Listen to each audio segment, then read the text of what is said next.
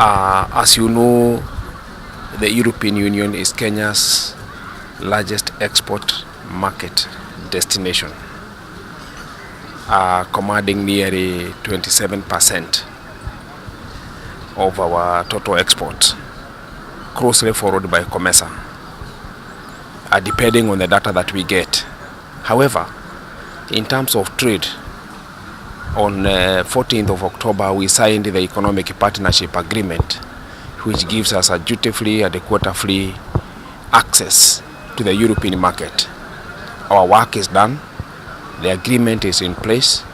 We have now the responsibility of passing this message to Kenyans that they can export anything to the EU, and the EU will export anything into Kenya.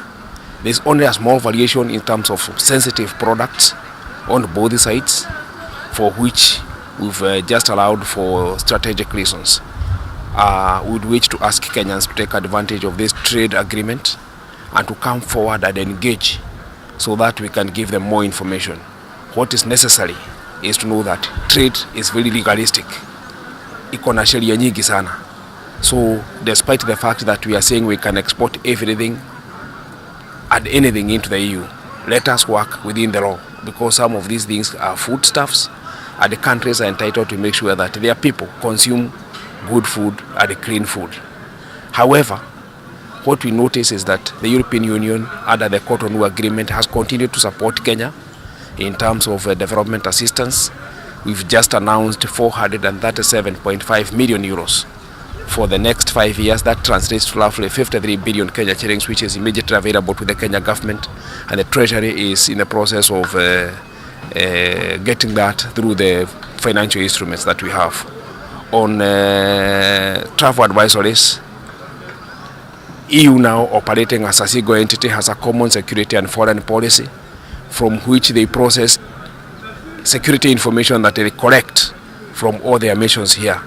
What we've done, and that is something that we have agreed in this conference, is that we shall improve information sharing between the security sectors so that there can be improvements in terms of the advisories. The advisories may not be removed, but they will be substantially toned down to the extent to which we believe there are some security challenges. And obviously, this information is not really for Kenyans. It is for their own nationals.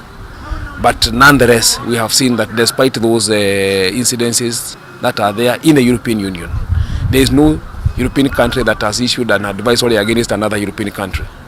Our focus, therefore, is to look at the huge market in Africa, to look at the huge market in elsewhere, to bring up the tourist numbers. But in terms of the EU, I can tell you, the security advisories from this point forward, once we improve our system of sharing information, those security advisories will be toned down.